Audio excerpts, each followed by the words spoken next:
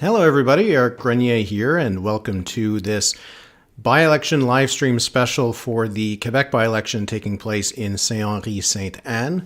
The polls have just closed. It's going to take a little while before we get our first results, but I'm happy that you're here with me to watch these results as they come in. So let's situate ourselves a little bit about what is happening here and what you're going to see on the screen for the next, I don't know, we'll see an hour or two. We'll see how long it's going to take.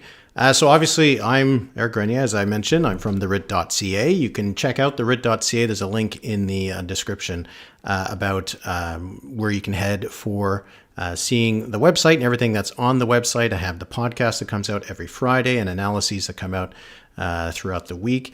Also, if you look in the show description or the YouTube description, you'll see as well that I have a link to what you see on the left side of the screen, which is the results from Elections Quebec for the by-election in Saint-Henri, Sainte-Anne. You'll also see just above me up here is a little bit of a look at the map from electionatlas.ca.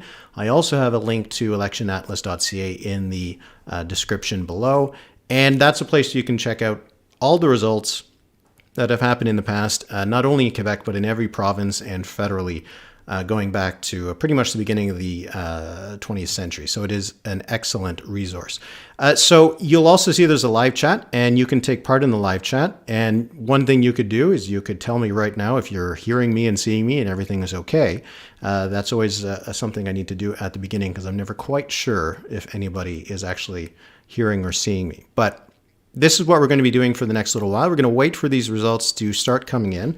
Now, Elections Quebec does say on the website that they'll come in between 8:30 and 9 o'clock. So we'll see if that's going to actually take place or not. Maybe they're under-promising so that they can over-deliver. We'll see. And hopefully it'll go a little bit faster than if you were one of those who joined me for the Mississauga Lakeshore federal by-election back in December. That was a long, long night. And I'm happy to see some people starting to tell me in the live chat that they can hear and see me. So I am going to take a look at the electionatlas.ca map now and then, and keep an eye on when the results start coming in. So why don't we start out with setting the stage about why we're here with this by-election. So Quebec had a provincial election not that long ago, of course. There was an election last October, and it was another majority government for the Coalition Avenir Québec. It was a pretty big majority government. And one of the results was that the Liberals finished in fourth in the vote share province-wide. They were able to hold on to official opposition status, but in terms of the share of the vote, it was the worst result for the party in its history. And so it was a bad result for Dominique Anglade, the leader of the Liberals. That was her first campaign as Liberal leader. One of the questions during that campaign was whether she was going to win her seat. And her seat was Saint-Henri, Sainte-Anne. So this is a riding on the island of Montreal. She had won it before in 2018 when she was just an MNA in Philippe Couillard's government. And she became leader. The campaign did not go very well for the Liberals, but she was able to hold on to her seat. She took 36% of the vote, which was not a very strong result for the Quebec Liberals. It's actually the worst result on these modern boundaries, or more or less modern boundaries, of Saint-Henri, Sainte-Anne. Quebec Solidaire finished pretty close. They finished with 28% of the vote. It wasn't as close as maybe some had thought. Certainly I thought that Quebec Solidaire might have been able to pick up this seat.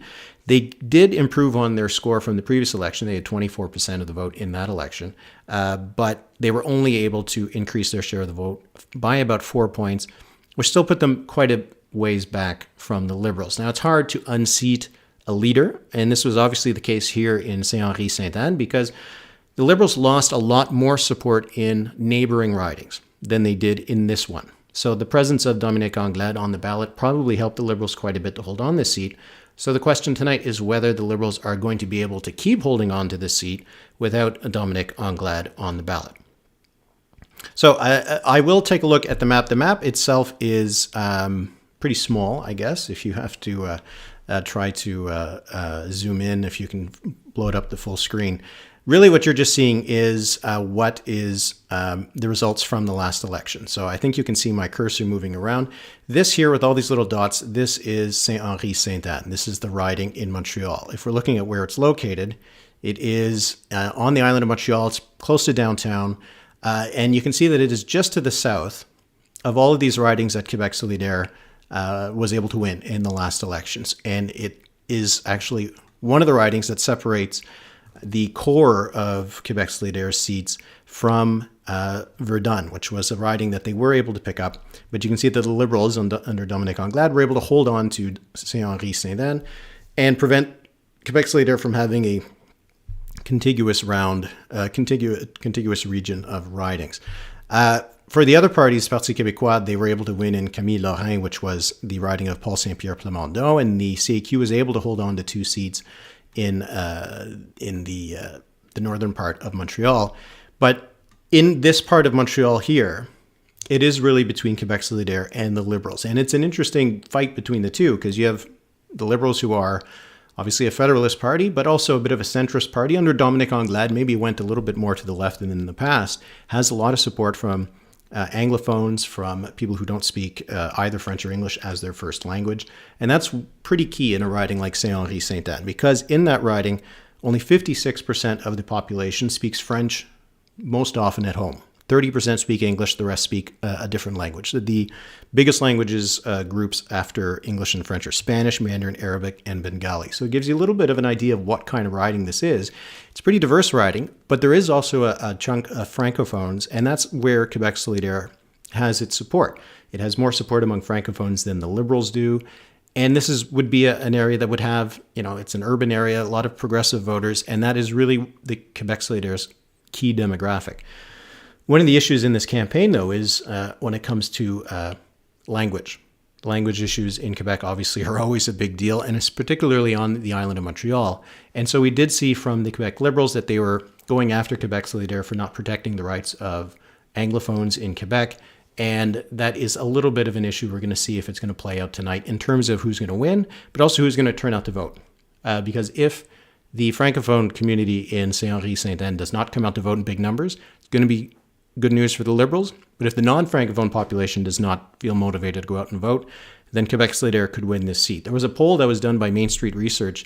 It had some interesting results. Won't talk too much about the overall results. It had more or less the same results as in 2022, but the sample was really small. But what was really interesting is the breakdown between non-Francophone and Francophone votes in the riding. Among Francophones, Quebec Solidaire was first, and the Liberals were fourth. Among non-Francophones, it was pretty much unanimous for the Liberals. So that shows that it is going to be a bit of a turnout game for these two parties. So this is the map. I'm going to just leave it focused on Saint-Henri, Sainte-Anne, just to give a little bit of flavor of what the riding is. But you can, we'll see if any of the data is going to come out anytime soon. We'll see how quick they're going to be. I'm not sure how quick they'll be. They're not always super quick, I guess you could say. So in addition to keeping these results on the map, I'm trying to get the Saint-Henri, Sainte-Anne to stick there. So it's not doing that. But anyway, this is what we're going to look at for the rest of the evening. You can put in the live chat any questions you have, anything you'd like me to discuss, any comments, of course. You can chat amongst yourselves while you're watching this along with me. You don't have to talk just about Quebec politics. We've got some time to kill, so we can talk about other politics. So I'm going to take a look at some of your questions here. There's the question from Canada Polling, just who I think is going to win. This is really an interesting one, because on the one hand, I could see the Liberals doing well in this riding because turnout's probably going to be low. We saw that as of 5 o'clock this evening, turnout was a little over 20%, which isn't very high, but for a by-election, 20% isn't awful at 5 o'clock with 3 more hours to go. And if turnout is pretty low, turnout is probably going to be primarily among older voters. Older voters tend to vote Liberal. Younger voters tend to vote Quebec Solidaire. So if we do see that it is going to be an older population goes out to vote, then that's probably going to be good news for the Liberals. Now, on the other hand, Liberals don't have a lot of mojo right now, don't have a lot of momentum. The leader's not on the ballot, so maybe Quebec Solidaire is going to have some issues. Okay, I wanted to take a look because it looks like we're starting to get some actual preliminary data, so this is fun. I also appreciate that Elections Quebec color codes the results, which not everyone else does. Okay, so let's take a look at what we got right now. So we do have Guillaume Cliche-Rivard of Quebec Solidaire leading. And he's got 313 votes. So we're already talking about a decent amount of the votes that were counted. If we can see that it is only 3 polling stations, so he's still got a long ways to go. But he has an opening lead there with 45%. Philippe Charbonneau asking, can we go over the candidates a little bit? Sure. Guillaume Cliche-Rivard, he's a lawyer. He ran for Quebec Solidaire in the last election, so this is a repeat candidacy for him. He is someone who works in like human rights and that kind of thing. So this is a repeat candidacy for him, and so far it's going pretty well. He's at 41% of the vote just starting out, so that's a good result for him. Christopher Baenninger, he's a business owner in the area, works in communications for the Liberals. He actually ran in Saint-Henri, Saint-Jacques, which is a very safe QS riding next door in the last election. He didn't do that great there, but he did put his name forward, and he is running for the Liberals, trying to hold this seat. Right now, he is at 36% of the vote. For the Parti québécois, they're right now in third. Now, in the last election, they took 8% of the vote, so right now they're just under 10%. Andréanne Fiola, she's the candidate for the Parti québécois. And for the Coalition Avenir Québec, you have Victor Pelletier. He's their head of their youth organization, the youth wing of the CAQ. So he's quite a young man, but he's putting his name forward in a riding that CAQ is probably not going to win. They won 18% of the vote last time and haven't cracked 20% before. So it's going to be a tough one for them. For some of the other candidates, just to go through them, we have Lucien Koty, who's running for the Conservatives, Ian Denman, who's running for the Canadian Party of Quebec, which is like a federalist kind of party, Jean-Pierre Duford, who's running for the Greens, Jean-François Racine, who's running for Climat Québec, which is a sovereignist environmentalist party that is led by Martine Ouellet, who's a former PQ cabinet minister, was the leader of the Bloc Québécois for a little while, and that kind of flamed out. And who else do we got? We got Beverly Bernardo, who's an independent, Jean-Charles Cléroux, who's for Démocratie directe, which I think is like a direct democracy kind of party. And then Shawn Lalande McLean is running for the acronym, which I can't remember. It's the Parti... I can't recall exactly what it is. Here it is. Oh, there it goes. Parti, accès, propriété, et équité. So the main parties we're going to be watching are going to be Quebec Solidaire and the Liberals. Of course, these are the two parties that we're expecting to fight for the seat. Another little storyline would see where the Parti québécois ends up. They've been second in most of the polls lately. Their leader, Paul Saint-Pierre Plamondon, he just scored 98.5% in confidence vote within his party, which for the Parti québécois and their leaders does not happen that often. So that's where we are. Votes are starting to come in, and they promised the results between 8:30 and 9 o'clock, so we already got a few counted. We're up to 4 polling stations, 2% of the vote, but it's better than nothing. And hey, we got some nice charts down here.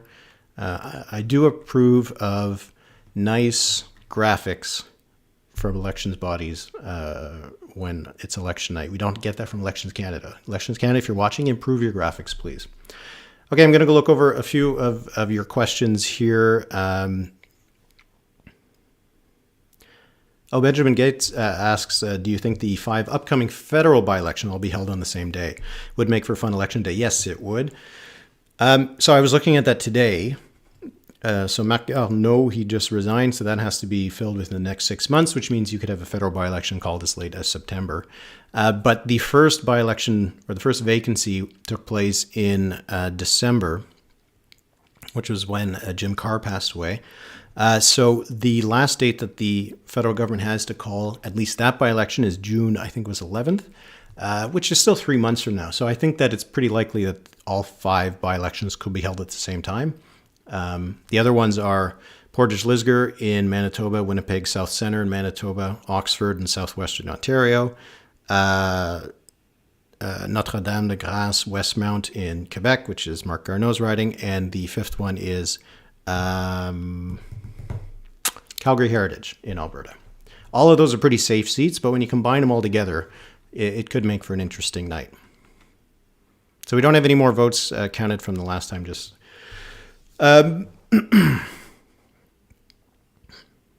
Jared Walsh, yeah, Quebec Solidaire. If they get 12 seats, you get party status in the National Assembly. That's the amount that you automatically get it. You can always negotiate that with other parties, I guess. But for Quebec Solidaire, if they can get that 12th seat, then they get that official recognized party status in the National Assembly.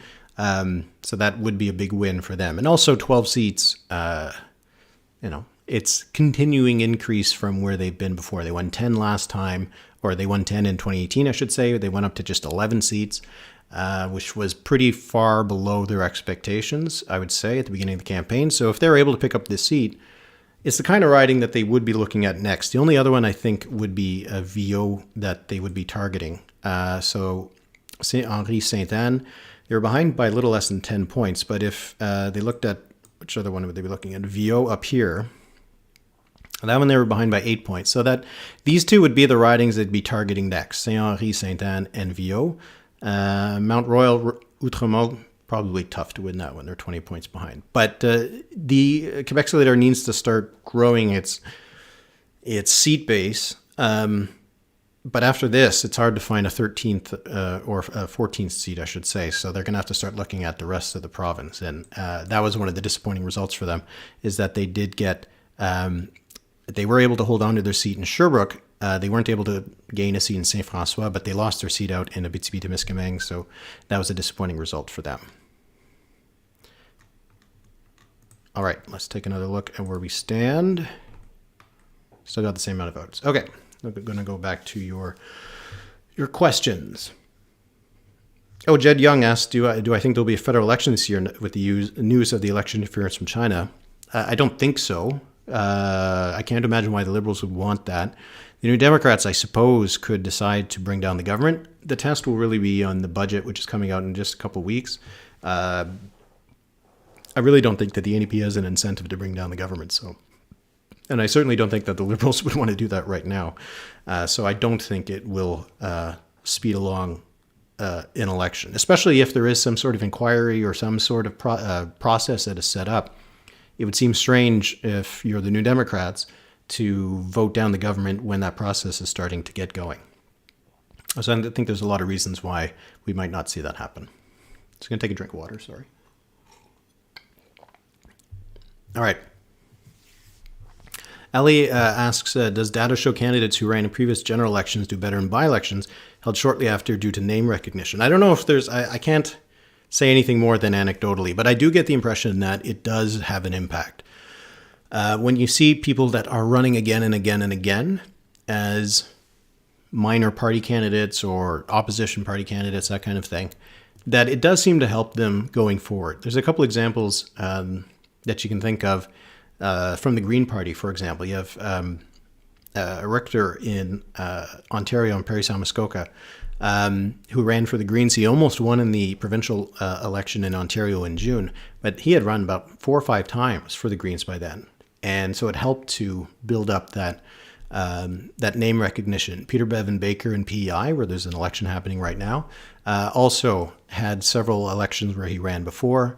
So I think it does build up some name recognition. So for Guillaume Cliche-Rivard, the fact that he was the candidate last time, he's not a huge name or anything like that, but I think it does help.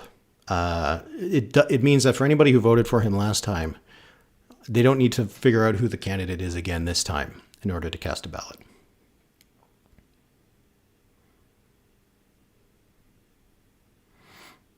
I'm just looking at your questions here. Oh, Canadian Alex talking about the CQ giving up on Saint-Henri, Sainte-Anne. There was a time during the campaign, especially earlier on in the campaign, that the numbers for the CQ on the island of Montreal were really quite strong, and it looked very likely that the CQ was going to be able to win a few extra seats on the island of Montreal. But as the campaign unfolded, there was comments that were made by François Legault about immigration. Language was bubbling up as an issue as well. And I think that really undercut the CQ support on the island of Montreal, so it became really tough for them to try to win any seats.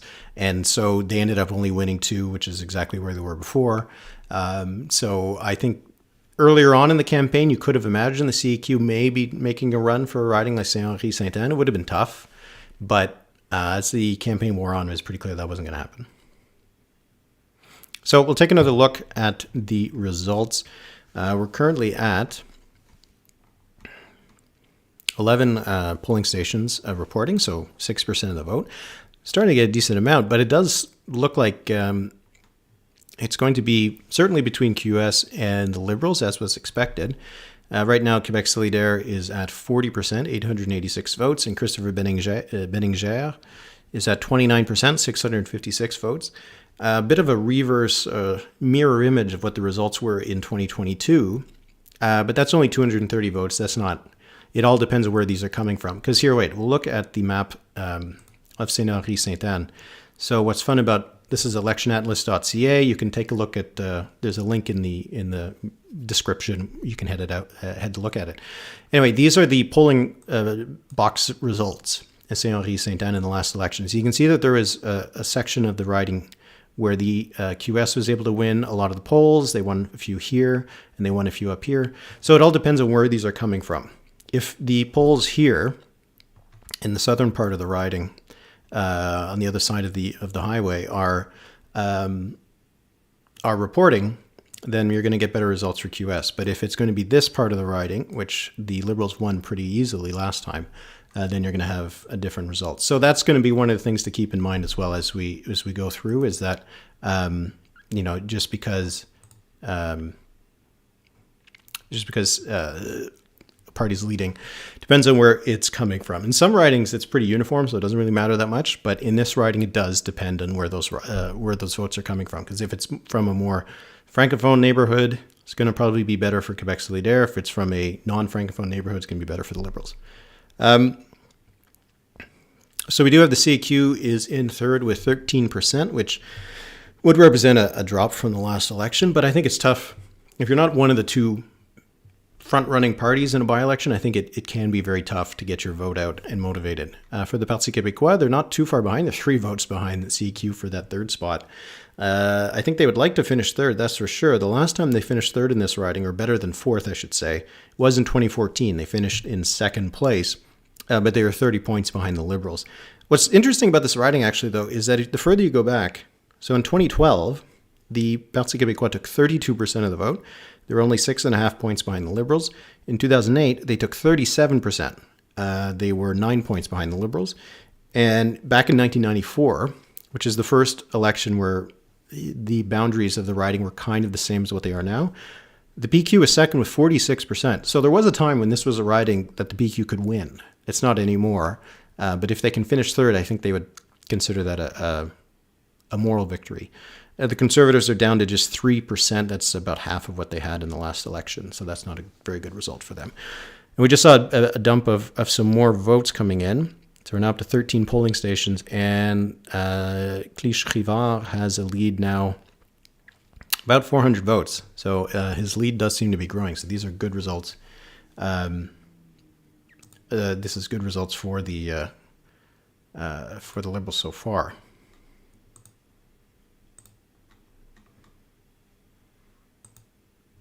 Sorry, I'm having some issues with the chat. I think one of you used a term that was politically fine, but YouTube considered it potentially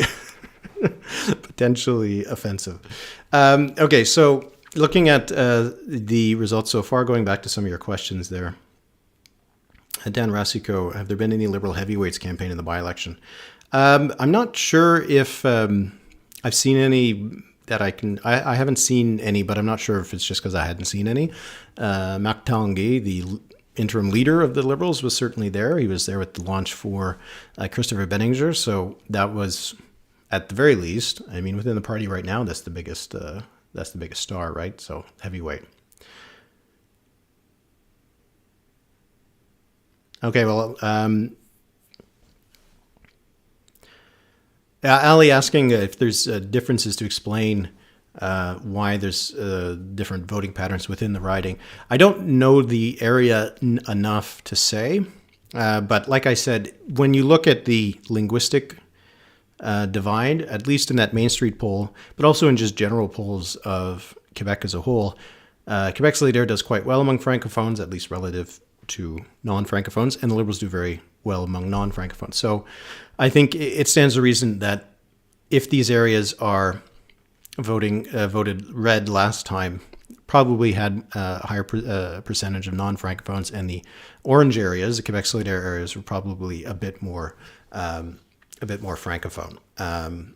So I think that is probably what's driving most of this, because the Liberals right now, their support base is almost entirely non-francophones. If you look at any poll, they're usually somewhere around, the last poll they had them at, Léger had about 14%, but that was driven almost entirely by the non-francophone vote. Among francophones, the Liberals are in the mid to low single digits now. So that's pretty much what their base is, what they have right now, which is obviously not a good place to be if you're the Liberals. All right, looking again at the results. So we have 8% counted, and the lead for Cliche-Rivard is now about 600 votes. So it keeps growing. So this is going to start being a problem for the Liberals soon, unless they start getting, at least, assuming we know where these votes are coming from, and if they start getting them from the areas that are better for them, maybe they'll close that gap. But that's starting to get a bit problematic for them. There's also the advanced versus non-advanced. It depends on which ones we're seeing. The advanced votes sometimes take long to count. I can't recall.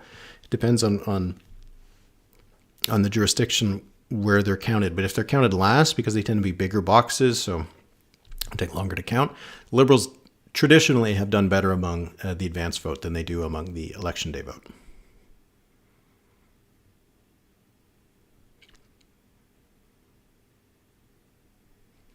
So John Simon says, in part of his writing, Côte St. Paul, there was a mix of gentrified, traditional duplex, and apartments. Uncorrected proofs, 22. How do you see the federal NDP vote breaking down here provincially? So I'll go back to the Elections Atlas one. So we can look at the federal results. So let's bring up the federal results and zoom in on the island of Montreal. So Saint-Henri, Sainte-Anne, where we're looking at, is kind of this riding, and I think a bit of this one, or maybe it was just here. Anyway, so you can see that the NDP, 19% in Ville-Marie, they're at 19% in La Salle-Mare, Verdun. So not great for the New Democrats. Like, this is still generally where they do a little bit better. They're at more in the 20 or 30% up here in Outremont and Hochelaga. I think that's generally their best shots. So for the NDP, if Quebec Solidaire is able to win this riding, it doesn't, to me, mean that much. So I'm going to just go back to Quebec, just to look at the results again. All right.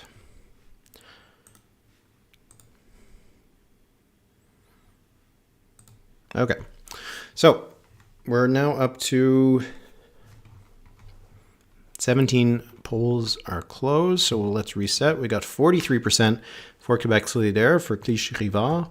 So that would right now be an increase of 15 points for Quebec Solidaire. So that would be a big jump. So we'll have to wait and see if this is going to hold, because that would be a pretty significant jump for Quebec Solidaire. For the Liberals, they're now at 30%, so they're down about 6 points.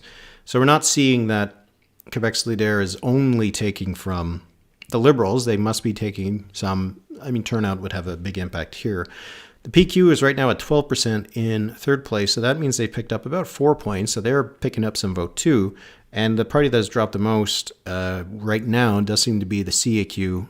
They're down about 7 points from the last election. So the CAQ and the Liberals both losing support. Parti québécois, and particularly Quebec Solidaire, is picking up that vote, or at least picking up that space that is provided by those votes, either moving or staying home, which is obviously something that can happen. Yeah, it's Projet Montreal in the area, yeah. For the Liberals,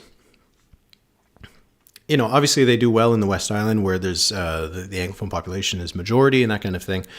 It's in these ridings that are close to that divide where Montreal becomes more Francophone than Anglophone, that the Liberals, if they can't win there, then they're really starting to get into a lot of trouble, because winning in the regions, in the rural areas, in Quebec City, does not seem like something that's in the cards at the moment.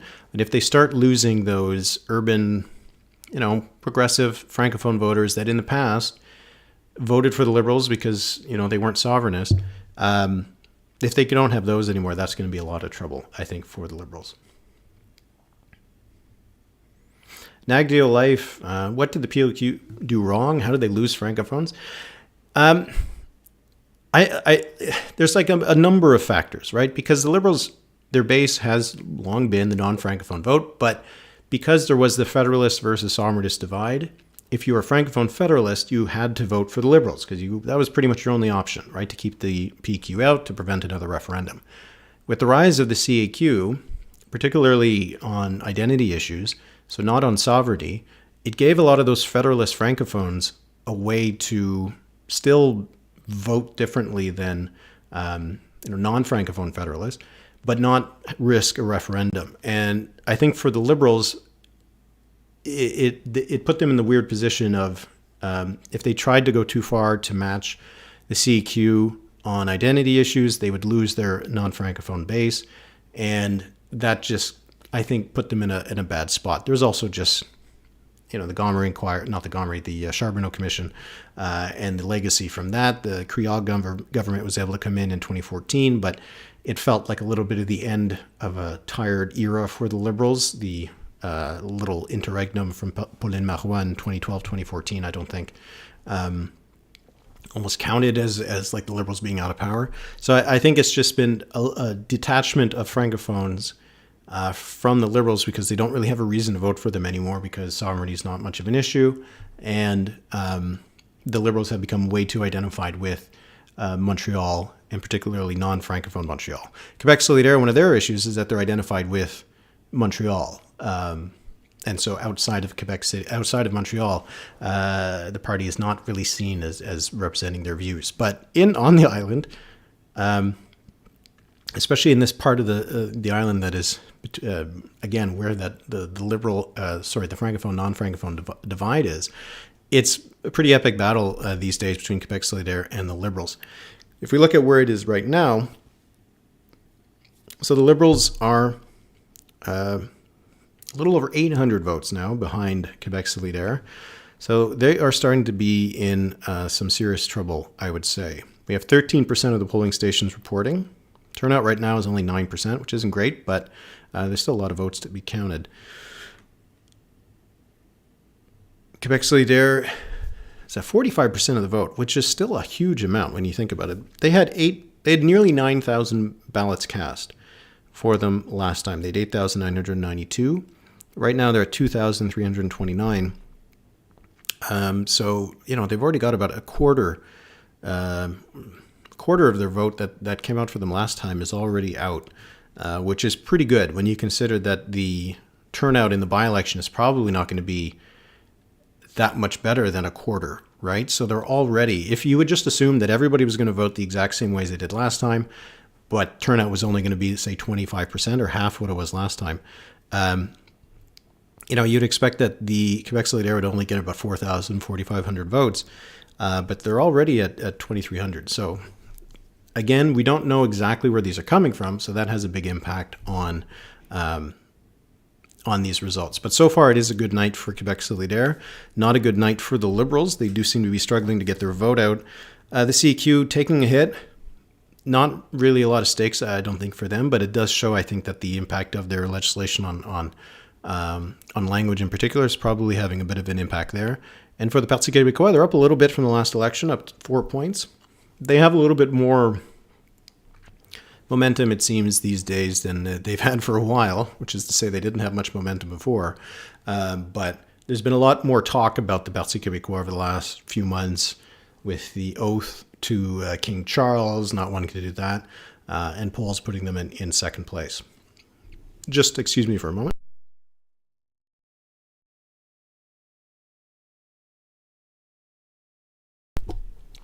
All right. So just looking at your questions again, Mike, who will be the next PLQ leader? Well, right now, there's Marc Tanguay, who's currently the interim leader. Not really hearing a lot of action on that. Like when you're thinking about the Ontario Liberals, who were a little bit earlier in the calendar, 4 months in terms of their election, but we already have a list of 5 or 6 candidates who have already declared their intention to run, and the rules haven't been made public. The dates for the Ontario Liberal leadership race aren't known yet. And we already have a decent slate, and some of them are, former cabinet ministers, MPs, MPPs. But in Quebec, it doesn't seem like there's nearly as much action on choosing a new leader of the Liberals and the leader of the opposition. Right? The Ontario Liberals have 8 seats. They're a third party. The Quebec Liberals, despite the fact that they finished 4th in the popular vote last provincial election and are polling still in 4th place, and they have a caucus of 19 or 20 seats right now. They're the official opposition. That job comes with a bonus. Not seeing a lot of interest, which I think suggests that there is some doubt in the future of where the party's going to be heading. Because if you can look at the Ontario Liberals, who have 8 seats, have finished in 3rd place the last 2 elections, and want to get in on that, but you don't see that with the Quebec Liberals, who at the very least are still the 2nd biggest party in terms of representation, that is a rough signal for the Liberals. Raphael asking just how each of the 5 parties' future looks right now. The Quebec Solidaire, we'll start with them. They're leading right now, 45% of the vote. Again, that's a big jump. That's up almost 20 points. They're up about 17 points from the last election. That's a big jump for them. They didn't really meet their expectations, winning just 11 seats. At different points in the campaign, you could have seen them winning 15, 16, 17, maybe forming the official opposition. So they do need to figure out how to expand beyond their downtown core of Montreal. They also have a couple seats in Quebec City and in Sherbrooke. But they seem to have at least prospects that one day they could become the left-wing alternative to the CAQ. So they still got a lot of challenges, but you would say that they've got some prospects going forward. They're a sovereignist party, but it's not really one of their top issues. And as we saw from the Léger poll that was put out a couple of weeks ago, their voter base is split. Half of them are sovereignist, half of them are federalist. So while the party itself is ostensibly sovereignist, its support base is primarily progressive. So I think that they do have a bit of a future. If you're talking about the Liberals, their future looks pretty rough. Because they got to figure out what they're going to do, because they have been having election after election where they just are getting squeezed out. That all they're left with right now is the non-Francophone vote, because if you're a Quebec Federalist, you can vote for the CAQ if you're a Francophone and you agree with their kind of identity views. And you can probably also vote for Quebec Solidaire, because they're not really pushing sovereignty that much. They're not about to form government. You have the Conservatives now, so if you're more of a right-wing Federalist, maybe you see yourself more with the Conservatives under Éric Duhem than you do with the Liberals. So they just got to figure something out. They have that base that is going to make sure that they can always win at least 15 seats or so. But if they don't figure out how to expand beyond that, get back to Francophone Quebecers, they're going to be in trouble. Parti québécois, their future is, I think their future is it's really mixed. Let's put it this way. On the one hand, their vote has just been going down. Election after election, the vote has been going down. And the last campaign has seemed like a mini victory, moral victory for the Parti québécois, because people were afraid that they were going to get wiped out, that Paul Saint-Pierre Plamondon was going to lose his seat, and the PQ was going to go through a whole leadership race again. They only won 3 seats. But 3 seats was still seen as great, because for them it was that maybe they're going to win 0 or 1. They're second in the polls right now, but it's by a point. And they're way behind the CAQ. But they seem to be a bit more reinvigorated by the fact that their leader is unabashedly a sovereignist and supporting independence and pushing it as an issue. So it's almost like they can keep that core together to give them something to do, but it's just about whether they can actually get back to being a party of government. That, I think, is really going to be challenging. If instead they're just going to be this party that from election to election will get 20% of the sovereignist vote and keep surviving, if they're happy with that, then that's, I think, what their future can be. But if they're trying to get back to a place where they're party government and can have a referendum in the future, they got a long way to go. For the CQ, clear sailing as far as I can see. They've put themselves right in where they need to be in terms of where Quebecers' kind of median view is on politics. And I think the issue for them is just going to be entitlement, taking it for granted that they can keep winning. Eventually, the government's going to get long in the tooth and people are going to want to change. Who is going to be the replacement for François Legault eventually? But for the CQ, they're the party with the clearest future going forward. And for the Conservatives, it was a breakthrough in the last election, getting 12% of the vote. They didn't win a seat. Éric Duhaime gave the party a little bit more legitimacy as a party, but I don't know. It's going to be tough for them. In the same way with the People's Party, we saw very driven by COVID-19 as an issue. The Conservatives also, I think, were driven large part by that. But as that recedes, will they still find a place? I think the Conservatives have carved themselves out a place. It's just that if they can't win seats, that'll eventually get old, and people aren't going to vote for that. So that's I think, where each of the five parties are. So let's do another review. We are at 20.5% of the polling stations reporting. So we're starting to get into a decent amount, right? Once you get over 10%, you can start, generally I start to pay attention to what we're seeing. And we have 45% for QS, and we have 27% for the Liberals. And the gap between them right now is about 1,200 votes. So every time I keep doing that update, it was 200, then it was 600, and then it's 800, now it's 1,200. So it's not going in the right direction for the Liberals. It keeps on going in the wrong direction. So I'm not going to call it just yet. I don't know if anybody else has called it. I'm sure one of you will update me if they do. But that gap's going to have to start closing pretty soon, because once you get into 1,500, 1,600 votes, that's going to be hard to overcome. Because even when we look at the map, let's go back to the map from last time. Take a look at the polling stations. The ones that the Liberals won, in a lot of cases, they won with a decent amount, 40, 50%. But it's not like these were polling stations where they were winning 80% of the vote. So they need a bunch of them to start reporting. A lot of these there's a couple of them where they won by big margins up here, particularly once you get closer to Westmount. But this is going to be rough for the Liberals. We'll wait and see if some of these poll stations start reporting, and then the gap starts to close. But if it doesn't, that's going to be a lot of trouble, I think, for the Liberals.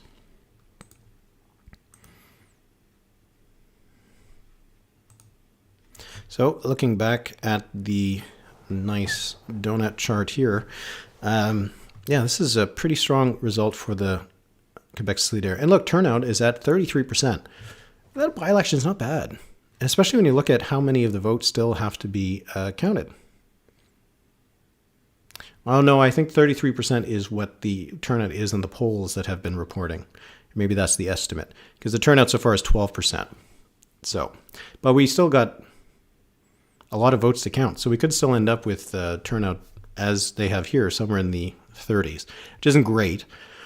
But for a by-election, if you can get over 30, it's not too bad. We've seen some that are under 30 in the 20s or in the high teens. 58% was the turnout last time in the provincial election.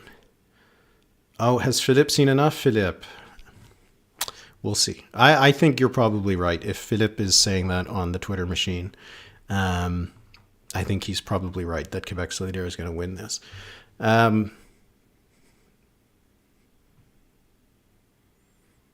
So just looking at some of your comments and questions here. Jared Walsh is also calling it. So you guys are calling it for Quebec Solidaire. First of all, great job by Elections Quebec, promising results between 8:30 and 9 o'clock. And we've got already enough that some people say that they've seen enough. So we'll see. Chien Fou, so the websites I'm getting the information, I have a link to Elections Quebec's results and a link to electionatlas.ca, which is the map resource I'm using. Those are in the description underneath the video, so you can go check those out. And definitely go check out Election Atlas. It's a site I'm on pretty much every single day, looking at historical results going back to over 100 years ago in every single province and federally. So definitely take a look at that.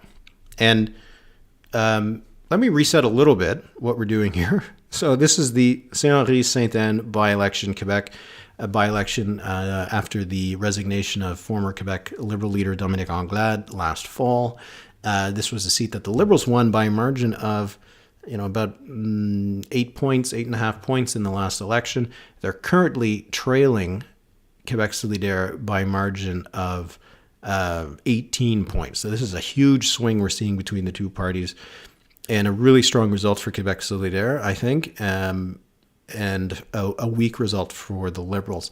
We'll have to wait and see where we end up in terms of turnout and stuff. But this does not only look like a turnout kind of thing, because right now, Quebec Solidaire is at about 3,500 votes. So they're at 3,500 votes, so that means they're about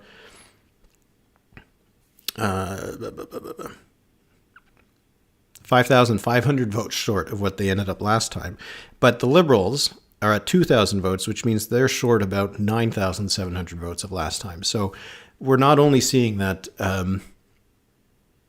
Quebec Solidaire's voters are coming out in bigger numbers, but also that a lot of these voters probably did switch between the two. As I mentioned before, we're seeing drops in support for the Liberals, who are down right now about 10 points, which is a bad result for them. The CQ is down about 7 points. It's also not great. And the Conservatives are down about 4 points. So, those are some big drops. And the parties that are gaining, Quebec Solidaire is up to 45. So they're up about 17 points. And the Parti québécois is up by about 4.5 points or so. So those are the two parties that seem to be gaining, which suggests that the people who are coming out to vote are probably progressive francophones, and the people who are staying home, probably non-francophones to a large extent, and also those right of center. Just to take a look at the full count of where everybody else is. So we got the Quebec Solidaire at 45. The Liberals are at 27%. The Parti québécois is at 13%. The Coalition Avenir Québec is at 11%. The Conservatives are down to just 2%. The Greens are at 1%. They took 2% of the vote last time, so that's worse than last time. The Canadian Party of Quebec, which didn't have a candidate last time. The Bloc Montreal did have a candidate. They had 1.6%. That was like an Anglophone rights party. Same kind of thing with the Canadian Party of Quebec. They're only at 0.7%, so that's also a big drop. Climat Quebec is at 0.4%, so this is the sovereignist environmentalist party started by Martine Ouellet. Beverly Bernardo, an independent, has got 16 votes. Jean-Charles Cléroux has 13 votes. He is from Démocratie directe, or Démocratie directe. And Shawn Lalande McLean, 13 votes for the Parti, accès, propriété, et équité. So assuming that QS does hold it, as Jared Walsh says, QS will be up to 12 seats, which would give them official party status or recognized party status in the National Assembly, which they were 1 seat short of getting. The rules in Quebec are you need 12 seats or 20% of the vote in the last election. The Quebec Solidaire came up short on both of those counts. How bad of a night, Simon, is this for the Liberals? It's a bad night. I would say it's quite a bad night for the Liberals. Just one moment.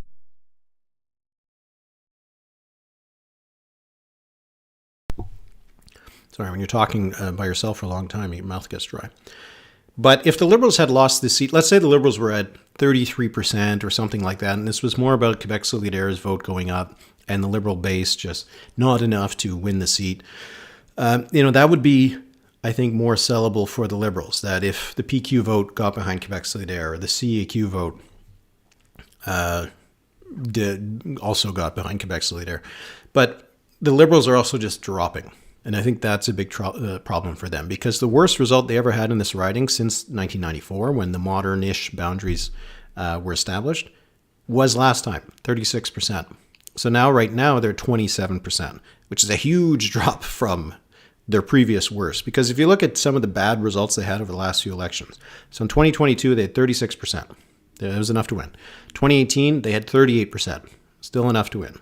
They did well in 2014. This is when Philippe Couillard and the Liberals came back to power.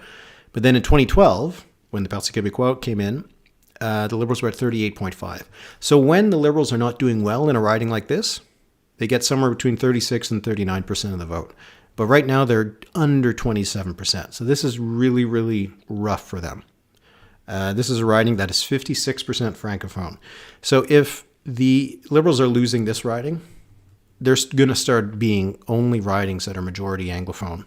And that's going to be a big problem for them to move forward, because you can't form a government unless you're getting support off the island of Montreal to begin with, but also among Francophones in Quebec.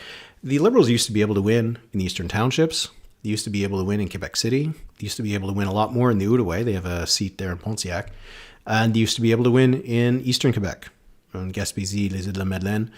But right now, it's pretty much just Pontiac and the island of Montreal. And this is a loss on the island of Montreal. So they're getting even more further reduced. So these are really rough results for the Liberals. For Quebec Solidaire, it almost looks like this is the kind of result they could have had in the last election had Dominique Anglade, the leader, not been the Liberal candidate.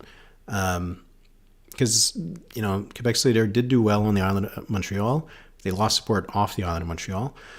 But this is a good result for them. But I think it's a worse result for the Liberals than it is a good result for Quebec Solidaire. But it's still a really good result for Quebec Solidaire if they can hold this, because 45% of the vote, they're right now almost at half of the vote than they got last time. And right now, Elections Quebec is estimating turnout will be somewhere around 33%. So let's just do the math here. If it was just a question of turnout, then the 8,992 votes that the Quebec Solidaire had last time, you'd expect them to get, here, wait, I'll show you. I still got my calculator here. They should get only about 3,000 votes if it was just turnout. But you can see they're already at 4,400 votes. So their supporters are either turning out disproportionately, which could happen, but it does look more like a lot more people are switching over to Quebec Solidaire. Because again, if it was just based on turnout, which right now Elections Quebec is estimating will be about 32%, then the Liberals should have dropped, or you'd expect the Liberals to drop to about 3,700 votes. I'm not sure if we'll see if they'll end up there, but they're right now at 2,600. So they're having some issues, that's for sure. Right now, the number of votes cast is about 17%. But as I said, it looks like, I'm not exactly sure if this is what Elections Quebec is estimating. I think that's what this means. But it looks like their estimating turnout will be somewhere around 32%. Which again, not great, but there was just an election, less than 6 months ago in Quebec. So the gap right now, we're looking at a gap of, sorry, it's getting too late for me to do these big math in my head. Now we're up to 1,700 votes between the two. As I said before, every time I keep updating that, it keeps growing. So you know what? 39% of the polls reporting. I think I'm going to call it too. I think I'm going to say at 8:53 Eastern Time, the Ritz YouTube channel can project that Quebec Solidaire will win in Saint-Henri, Sainte-Anne. And the Liberals are going to be suffering a big loss here that they really can't afford. As a party that's looking for a new leader, this is just going to make it all the harder to convince anybody to try to take the plunge.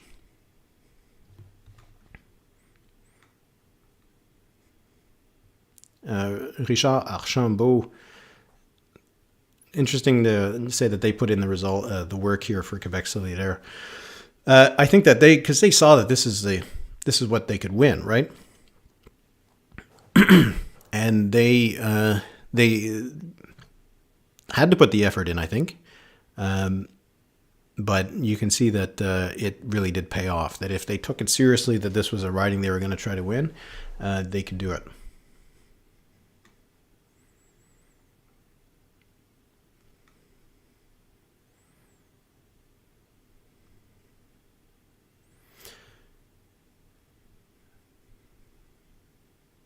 Richard, I do think it does help that Guillaume Cliche-Rivard is a repeat candidate.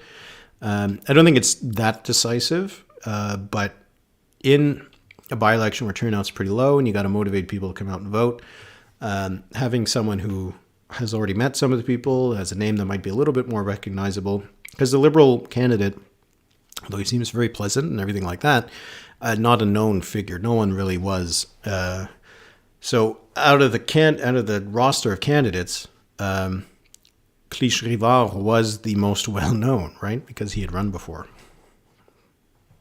So it was a smart move by Quebec Solidaire not to try to find someone else, I think, because in the end, this is going to work out just fine for them.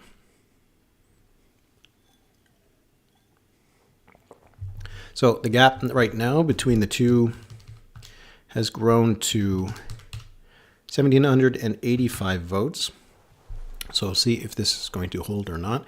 The Liberals seem to be hovering somewhere around 27%. They've dropped below it. They're going up a little bit. Maybe some of their friendly polls are starting to report, which would bode well for them going forward. But a really strong result for Quebec Solidaire here. Again, these are the results showing up in the top corner just above me from 2018. And, the Quebec Solidaire was roughly 8.5 points behind. They were able to pick up Verdun just to the south, and that was by just about 460 votes, 61 votes. That was a gain they made. And they were able to also win in Maurice Richard. But Saint-Henri, Sainte-Anne, it withstood Quebec Solidaire. I think it helped that Dominique Anglade was on the ballot. But yes, this is a big result for Quebec Solidaire to win this riding and take it from a Liberal Party that really can't afford to be losing anything. This is not a party that is able to raise money. It's not a party that is getting a lot of interest for its leadership race. And this is going to sting, I think. Yeah, Ryan, Liberals are in bad shape, and in every province, it's not a great time to be provincial Liberal. That's happened before. If you think there's usually a cycle. At around 2011, it was also not great to be a provincial or federal Liberal. But yeah, this is another loss for the Liberal brand, we can call it that way. The party still only now forms government in Newfoundland and Labrador. The party's competitive in the polls in New Brunswick, which is having an election probably next year.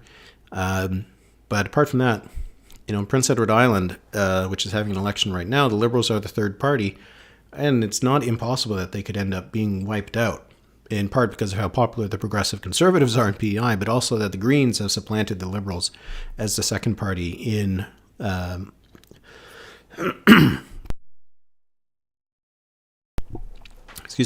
in the legislature in PEI. But right now for the Liberals, they're not getting any provincial boosts.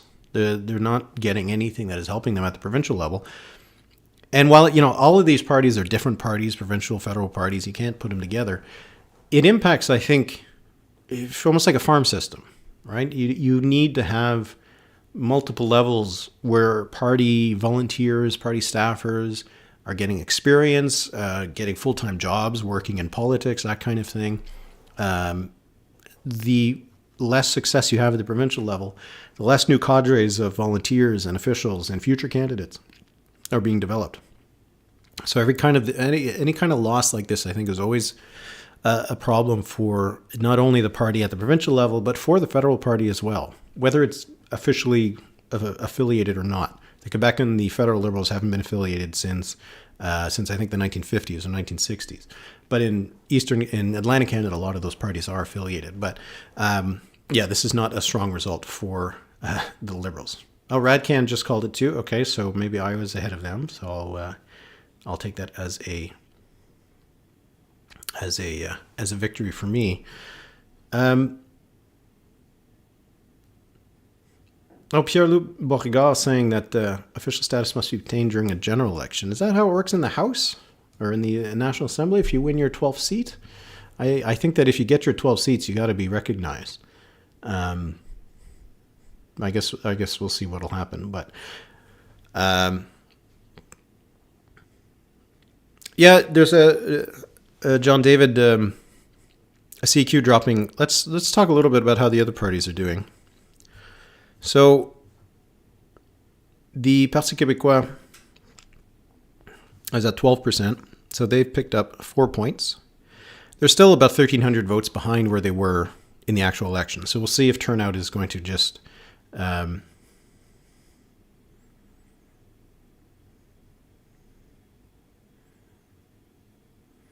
just looking at that comment about whether you have to get 12 seats. I would think that the 20% is referring to what you get in the election, but the 12 elected MNAs.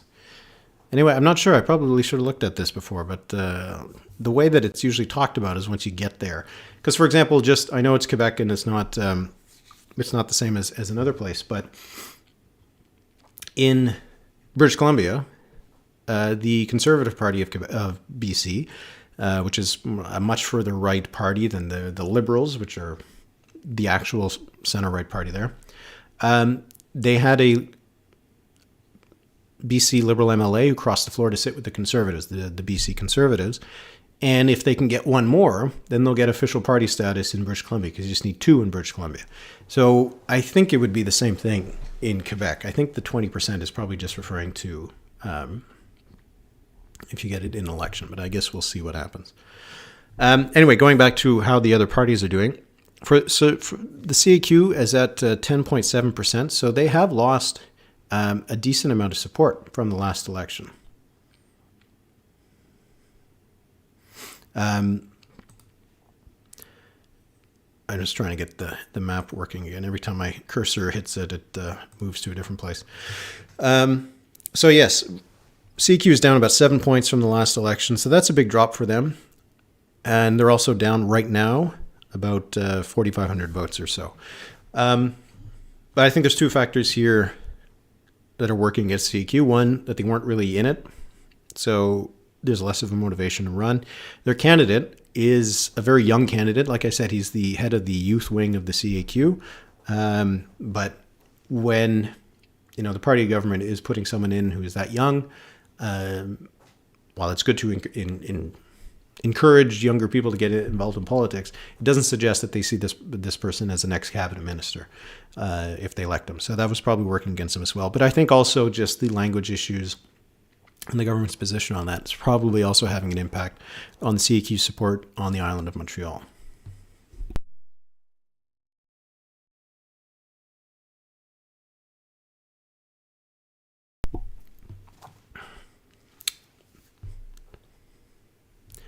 And for the Conservatives, they got 6%.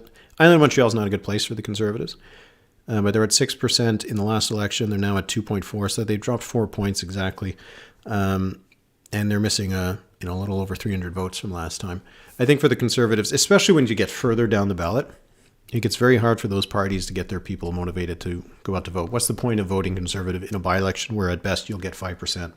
It starts to get a bit tougher. All right, just...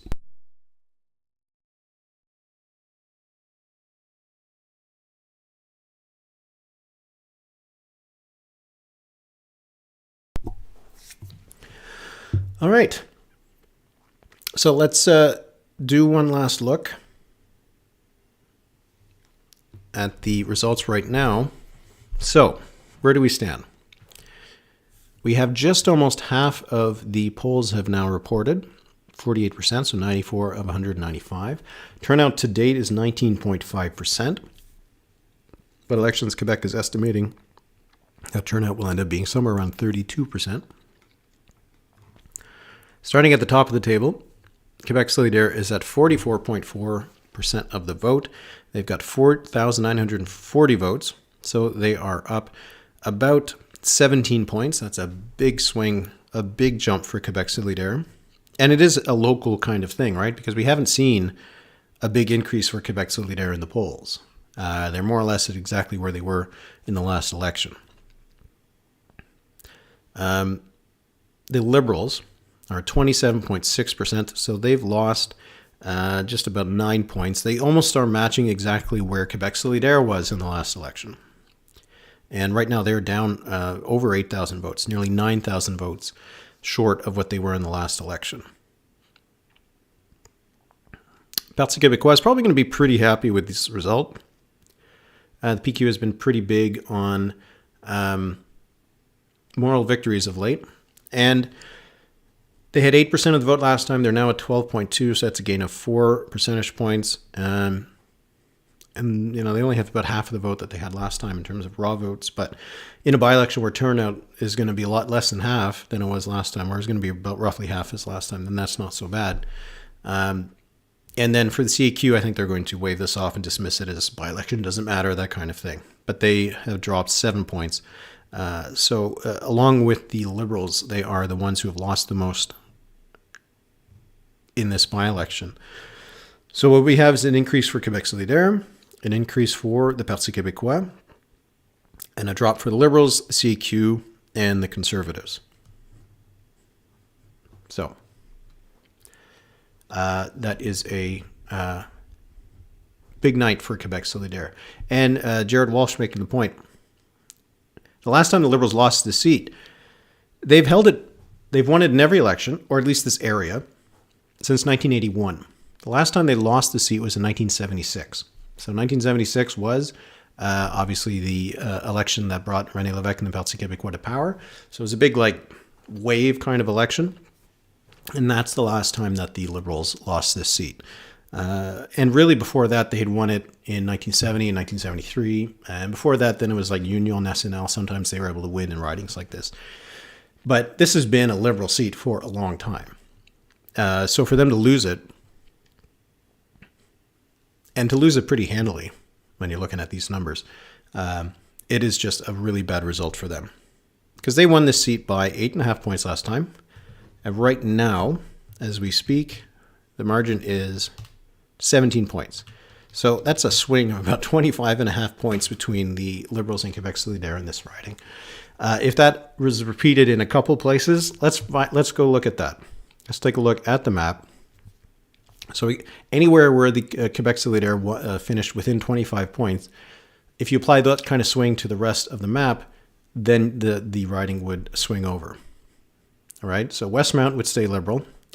Mount Royal would go Quebec Solidaire. Acadie would be pretty close. Viau would go Quebec Solidaire. Jean-Mance, Vigier would stay. Bourassa-Sauvé would be pretty close. La Fontaine would stay Liberal. Where else can we go? And that's about it, I think, for these ridings. Once we get here, Quebec Solidaire support is just too low. But with this kind of swing, not only could the Quebec Solidaire, if this was repeated around the island entirely, with this kind of swing, they would pick up Saint-Henri, Sainte-Anne, which they've done today. They'd pick up Mount Royal. They could pick up Acadie. They would pick up Viau, and maybe pick up Bourassa-Sauvé. So you're looking at 1, 2, 3, 4, 5. I think that was 5 ridings that I counted. So suddenly Quebec Solidaire goes from 11 to 16 seats. And the Liberals drop down to 16 seats. So these results are enough, just this kind of swing. And I know it's just a by-election, wouldn't happen the same way in a general. But these results are enough that enough seats would swing that Quebec Solidaire could theoretically win the official opposition status with this kind of swing. So if you're Quebec Solidaire, that's a big victory. If this kind of win is enough to signal that you could form the official opposition. So that is really, really, I think that kind of puts it into perspective about how good of a result this is for Quebec Solidaire, relatively speaking to everything else. Because like I said, it wouldn't be repeated that way, but how good of a result it is for Quebec Solidaire, how bad of a result it is for the Liberals.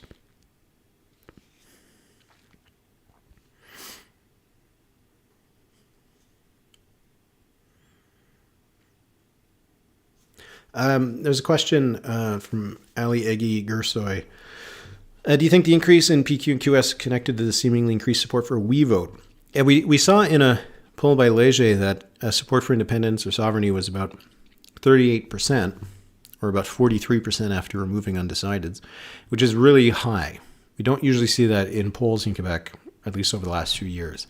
I need more information, more polls to know if that is just a fluke or if support for sovereignty has increased to the high 30s. As I said before, for the PQ's rise, maybe it could be that. For Quebec Solidaire, I don't think Quebec Solidaire is identified that much as being a sovereignist party. Now, I know the Liberals in the riding were trying to push that to say that Quebec Solidaire was supporting Bill 96, was, a sovereignist party, to try to get non-Francophones to get out and vote against Quebec Solidaire. But I don't think Quebec Solidaire is broadly seen primarily as a sovereignist party, but as rather as a progressive party. And so I wouldn't take this, although we might end up hearing it from sovereignists and from the Parti québécois, that this is a sign of support for sovereignty, because over 50% are voting for sovereignist parties. I don't think that's actually what's behind this.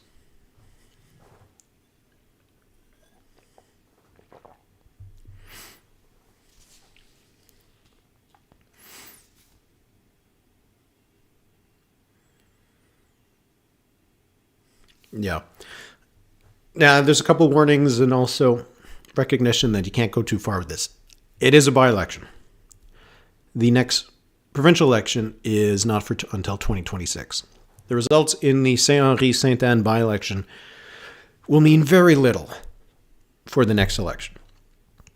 But it is a little marker right now about the kind of trouble that the Liberals are in, and that'll have an impact. That has an impact on fundraising, although in Quebec fundraising is not as important since the parties are primarily publicly funded. But it has an impact on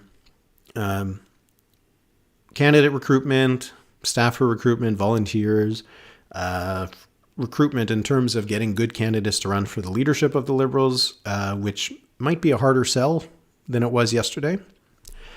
So while, we shouldn't say that because Quebec Solidaire had about a 25-point swing here that they can expect to become the biggest party in the island of Montreal next time. But it does show that why the Liberals have to pay attention to these kinds of results. That it can't just be, business as usual, just a by-election. Everything will reset itself by the next campaign. If you're a Quebec Liberal, you're not looking at these results and thinking, we can't have this happen again. We need to be doing something different. If you're just waving this off as a by-election, you're going to have a lot of things you're going to start waving off by the time the votes start really mattering.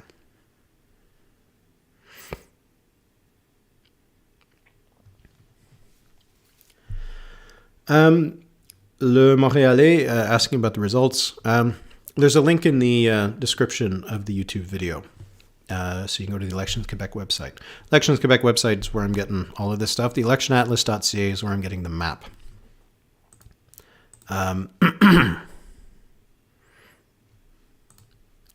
So where do we stand right now?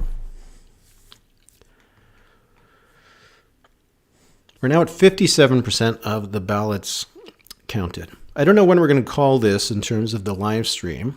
There's still a decent number of you watching, so I don't want to leave you in the lurch, but we'll see. I don't think I'm going to go until 100%. Maybe we'll go at least till 9:30. We'll see where we are at that point.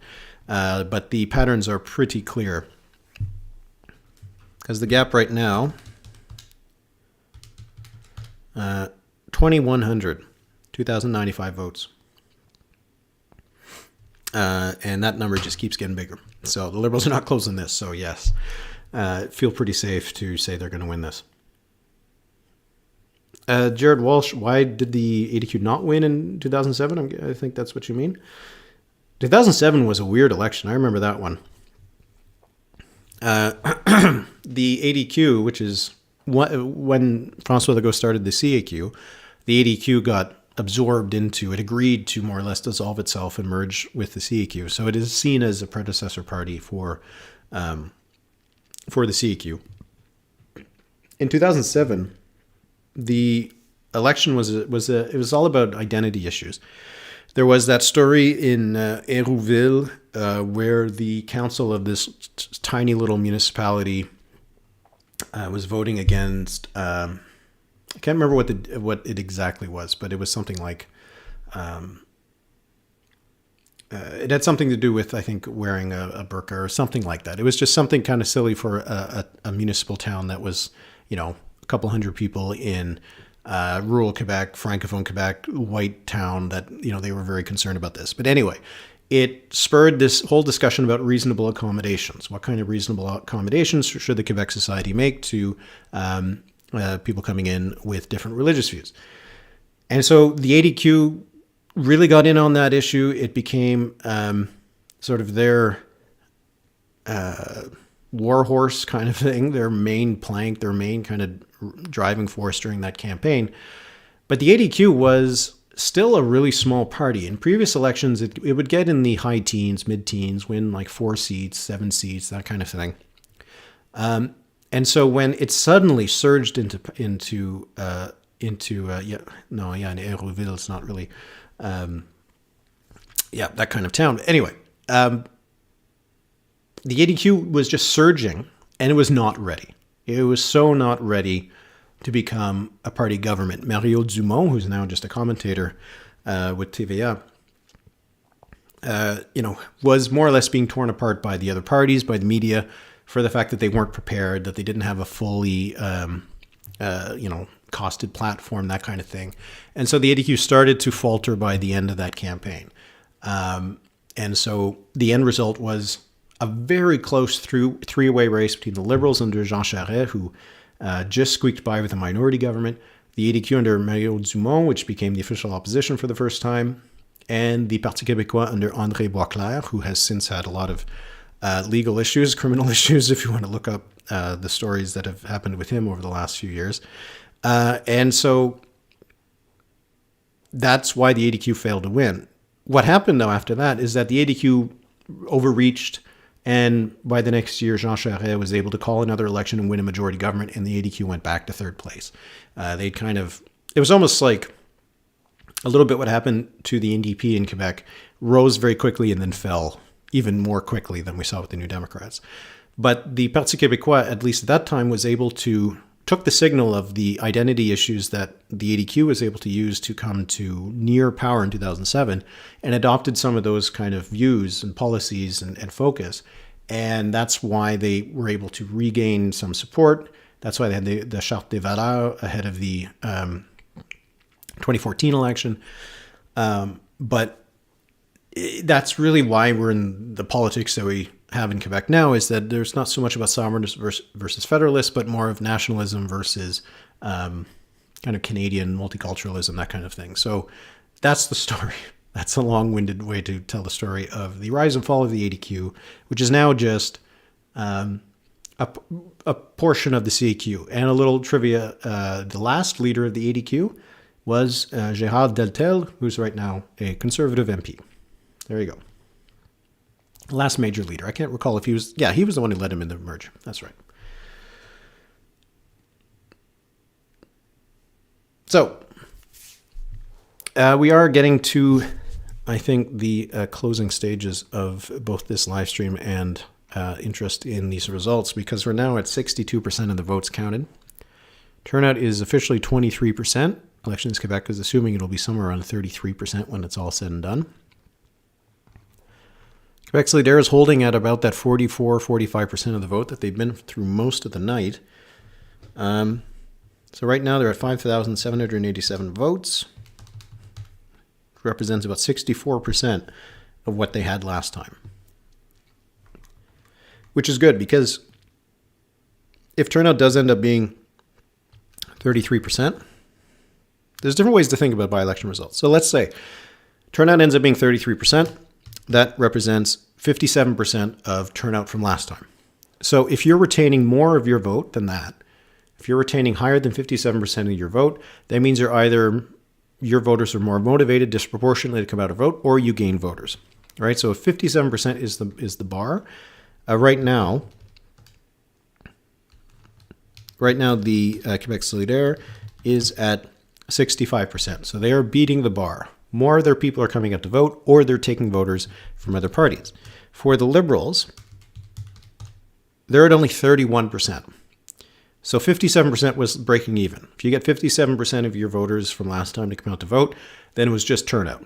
That was reducing your raw vote total. But they're at 31%. So more or less right now, Liberals are on track for only about half of what it should be. So not only are there people staying home, but probably a lot of them are changing parties. For the Parti québécois, they are right now at about 59%. So that means that they are more or less doing what they should. That turnout is reducing the amount of raw votes they're going to have, but it's similar to what they would have. It's just turnout that is. So for the Parti québécois, they're more or less breaking even, if we say it that, relative to turnout. And for Quebec, Coalition Avenir Québec, sorry, I'm doing calculations with the calculator here live. They're at 24%. So they're even doing worse than the Liberals in terms of getting their people out to vote. So when you look at it that way, what you have is QS getting their people out and probably converting some other people. Parti québécois breaking even. The Liberals having a lot of trouble getting their people out and have lost some supporters. And the CQ having even more trouble getting their people out and losing more supporters. So I think that's more or less where we are sitting. So this is a good result for Quebec Solidaire, to say the least.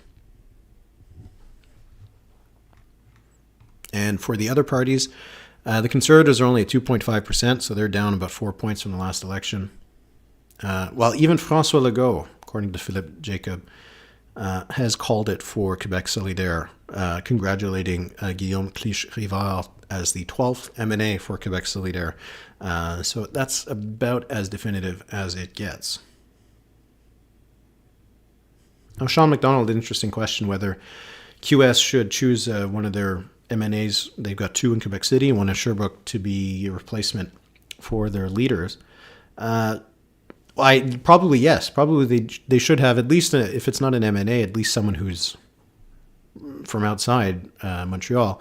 Because the way the Quebec Solidaire has it is that they have two co-spokespeople. One is supposed to be male, one female. In election campaigns, one is designated as the person who takes part in debates, who would become the premier if the party forms government. So in the last election, that was Gabriel Nadeau-Dubois, who was still kind of seen as the primary Quebec Solidaire leader. Manon Massé, who was the designated Quebec leader in 2018, took a bit more of a backseat. If, as would be expected, that Gabriel Nadeau-Dubois is going to kind of stay there as the main face of Quebec Solidaire going forward, and Manon Massé, who's been around for quite a while, might step down as the co-spokesperson. It would probably make sense for Quebec Solidaire to choose a leader that isn't in a neighboring riding of the other leader. So that would probably be what they have to do, because they are being seen as a Montreal party, and being seen as a Montreal party is helping them win in Montreal, as we're seeing right here.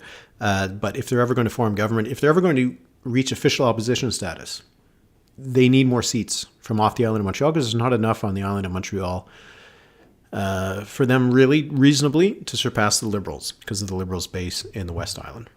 So I think that is really where it is. So I think that we are going to call it. So let's do one last little look. The Quebec Solidaire is at 44%. They're up about 15, 16 points from the last election, so a big jump for them. The Liberals suffer a huge defeat, down to just under 28%, so they've lost more than 8 points. This is the worst result in the last few decades, and probably for an even longer than that. For the Liberals in this riding, they've held it since 1981, so this is a big loss for them. The Parti québécois, not a great result for a party that once upon a time could get in the high 30s or 40s in this riding, but they'll take a third-place finish, and the CQ seeing their vote drop in a by-election where I think even they admitted they didn't have much running. So a big win for Quebec Solidaire, winning their 12th seat. This should get them official party status in the National Assembly. Big loss for the Liberals as they look for a new leader. This is not going to help their situation, and it was a big night in Quebec politics. There is going to be another by-election coming up later this week in Ontario. I do think I'm going to do this again for the Hamilton Centre by-election that's taking place on Thursday. That's to replace the seat vacated by Andrew Horvath. Expected to be an NDP win, but there's been some issues with the candidate there, so we'll see if it'll end up being closer. Ontario counts their votes very quickly, so it could end up being a pretty short live stream. But I'll see you again on Thursday, and thanks for tuning in. Go check out thewrit.ca for all the latest from me. The podcast is out on Fridays, the Writ Podcast. You can find it anywhere that you find your podcast. If you want to support the kind of work that I'm doing, then you should subscribe to The Writ. All right, so have a great night, and hopefully I'll see you on Thursday.